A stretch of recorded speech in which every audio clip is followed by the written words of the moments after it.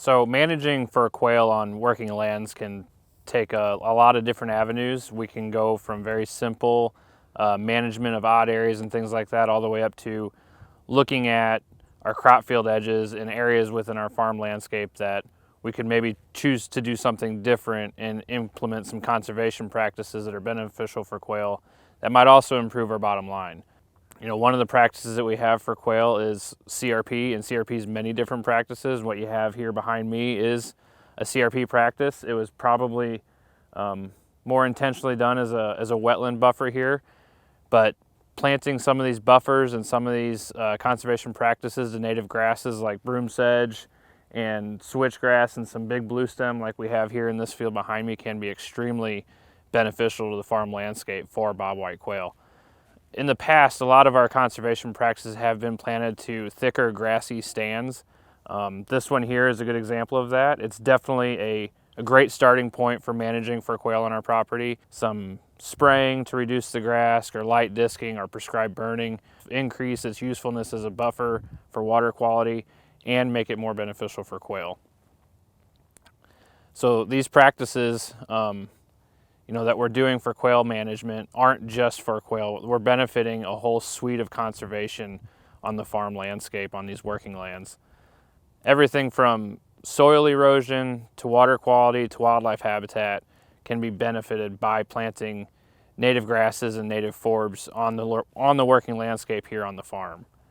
So identifying some of these areas on the farm that we can do some quail management, we can look at some of our odd areas, whether it's just our turn rows, right-of-ways, other odd areas along streams and ditches, areas that are outside of production that are maybe mowed multiple times a year. Those are areas that we can do some slight changes in our management on our properties and really have a beneficial impact on our quail and other wildlife populations.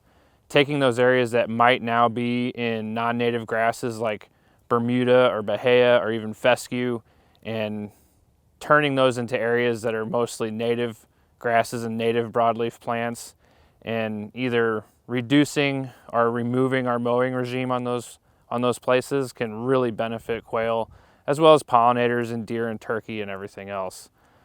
We can also do a lot of work on some of our wooded edges for quail, and any other small game are going to like this too, but if we have some wooded edges on the farm, a lot of times you'll notice that those edges are consisting of a lot of smaller diameter trees, and those wood lines might have actually moved out over time into the edge of your fields, whether it's a crop field or a hay field or any other open space.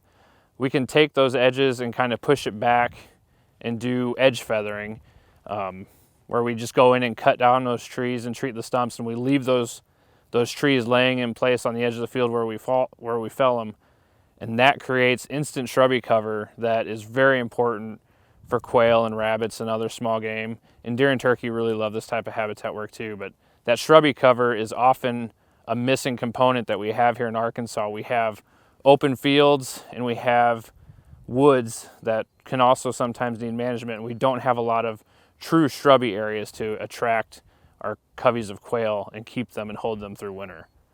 On our farm landscapes, on our working lands, there's a lot of different options for programs that can help do some wildlife restoration work, some habitat work. We have a lot of CRP here on Mr. Lacey's property.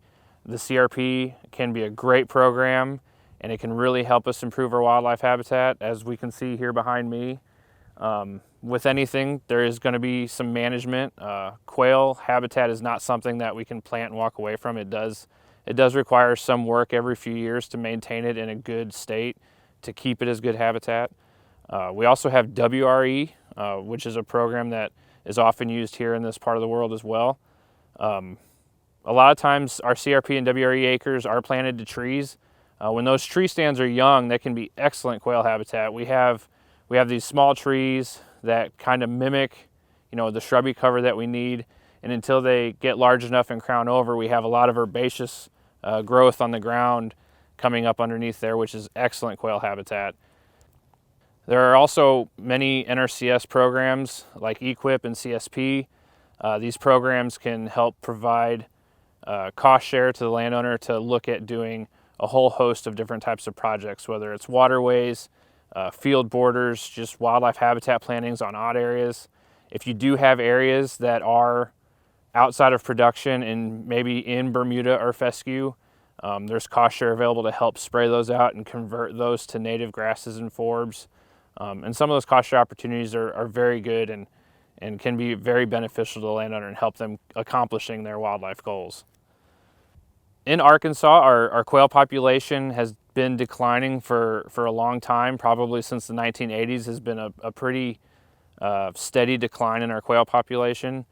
About 5 years ago, the Arkansas Game and Fish Commission, along with NRCS and Quail Forever, started off on this track of really wanting to restore quail habitat and restore the quail population back here in Arkansas. And with that, every landowner that's wanting to do some habitat work is important.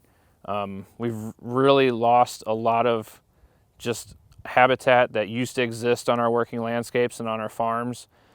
There are pockets around the state where we have landowners, our public lands, doing a lot of targeted work, and in those pockets we really do see good improvements in quail numbers. So with landowners, talking with other landowners and starting to do some quail habitat work, you can really make an impact locally in your own area and get a better response from your quail population if you want to do some habitat work on your farm and start talking to your neighbors and get some neighbors to help do some habitat work as well. Quail Forever has biologists stationed around the state in cooperation with the Arkansas Game and Fish Commission and with the Natural Resources Conservation Service. We have 8 Farm Bill biologists that are stationed in NRCS offices around the state of Arkansas. We have them all stationed in places of the state that we consider to be quail focal landscapes. We do have resources available, and you can certainly contact any of our biologists. They're a free service to come out and visit with you on your own land and help you write a wildlife plan and find those resources to help you accomplish your wildlife goals.